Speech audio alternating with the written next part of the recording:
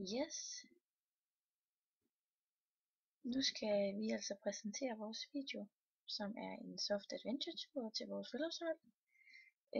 Og det er gruppen med Trine, Martin, Sabrina og Mie. Vi har lavet en tur, som kommer til at foregå i Nordsjælland, oppe ved Furesøen og Bagsværsø, Lyngby Sø.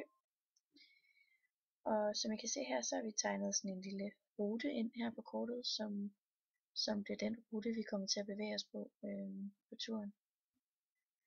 Så vi starter altså her omkring Virum, og ender så oppe ved Skodsborg.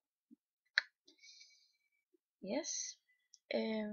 Vi har planlagt, at vi skal ud og klatre, og vi skal sejle i kano. Vi starter altså med at tage toget fra København og op til Sorgenfri Station, der ligger her.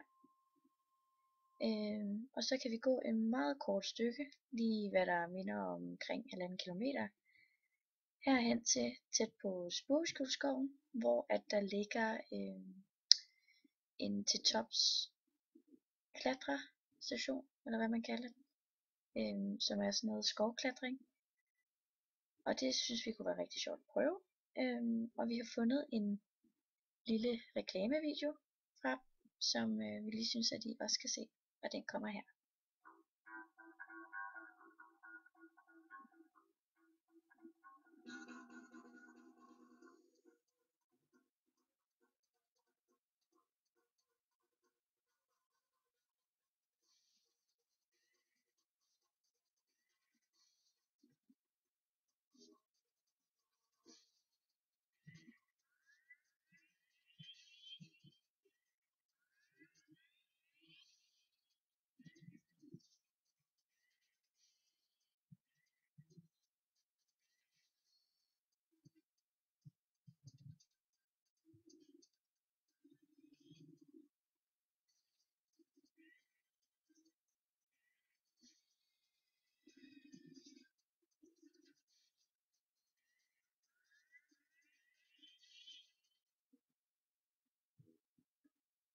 Yes.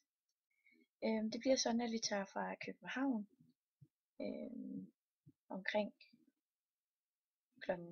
10 om onsdagen, så vi er oppe ved til tops omkring kl. 11. Og det tager cirka 4 timer med startintroduktion og klatring og det hele. Lige nærmest ved siden af, der ligger en shelter slash bivouacplads, hvor det er meningen, vi skal overnatte. Og her vil vi gerne lave noget aftensmad med jordovn, da vi kommer til at have rimelig god tid den her aften. Og fra hamburgeren hos The Tops, så fik vi at vide, at man nok godt kan være rimelig smadret efter sådan en tur. Så vi venter derfor med at sejle i kano til om torsdagen. Torsdag morgen omkring kl. 10, så tager vi altså fra Frederiksdal Kano- og Kajakcenter, som ligger her ved Mølleåen, som også er den å, vi skal følge faktisk hele vejen både torsdag og fredag. Vi skal så sejle her langs. Jeg har lige markeret en rute, som vi skal følge, og så her gennem Lyngby Sø, og så videre omkring her, og så kommer vi igennem Sorgenfri Slotspark, som kører her. Og så er det egentlig tanken, at vi vil holde frokost her omkring, fordi så er vi lige kommet en tak over halvvejen, og det burde passe med, at klokken er ved at være omkring kl. 13 her. Derefter så fortsætter vi langs Mølleåen og kommer videre her. Det vil blive sådan, at der er et par steder, hvor der er hvor man simpelthen skal løfte kanoen over for at komme videre til vandet. Og det synes vi egentlig bare er en sjov og lidt anderledes måde at komme på kanotur på, som man også kan se her. Også for at få noget fysisk udfordring. Og vi fortsætter videre herop til Ravnholm Skov, hvor der lige her omkring er en primitiv overnatningsplads, hvor vi kan slå bivakker op, og hvor der også er bålplads, og der er adgang til vand. Når vi er nået frem til vores overnatningsplads, Så har vi arrangeret en omgang Stratego. Vi regner nemlig med at være der omkring ved 16-tiden. Så der burde være tid til i hvert fald lige en time eller halvanden times Stratego i skoven. For lige at få et lille afbræk fra vandet og kanosejladset. Og så spiser vi selvfølgelig aftensmad efterfølgende. Fredag der regner vi med at sejle igen omkring kl. 10. Og så skal vi lige se her på kortet.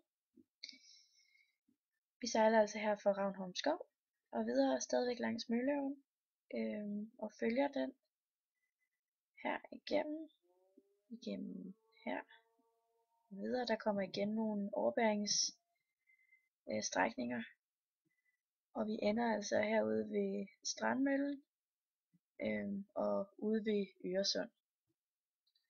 Det er så her vi kan aflevere vores kanoer, og vi regner med at være her omkring frokosttid.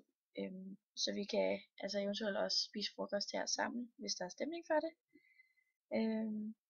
Og ellers så er det altså bare lige at følge Skodsborg Strandvej herop langs lige godt 1,5 kilometer.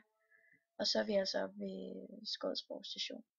Hvis vejret er til det, så kan vi også ud og bade jo. Der er en lækker strand her. Og ellers er det altså bare lige 25 minutter i et tog med Kystbanen ind til Nørreport station. Og så er vi tilbage i København. Vi har også opstillet nogle mål for turen, og dem har vi lige skrevet ned her. Det er for det første, at den studerende opnår et større og bedre sammenhold, at den studerende opnår kendskab til træklatring, at den studerende opnår kendskab til at sejle kano og sikkerhed heromkring, at den studerende får styrket sin evne til at samarbejde, og at den studerende bliver fysisk og psykisk udfordret, og at den studerende bliver teknisk udfordret og arbejder løsningsorienteret. Derudover så har vi også lige skrevet en pris ned. Prisen for klatning er 225, og pris for kano er 325, og det vil altså i alt blive cirka 550. Og det er så eksklusiv mad og transport med tog. Ja, og ellers så har vi skrevet lidt ekstra ned her, som I er velkommen til at læse nærmere omkring.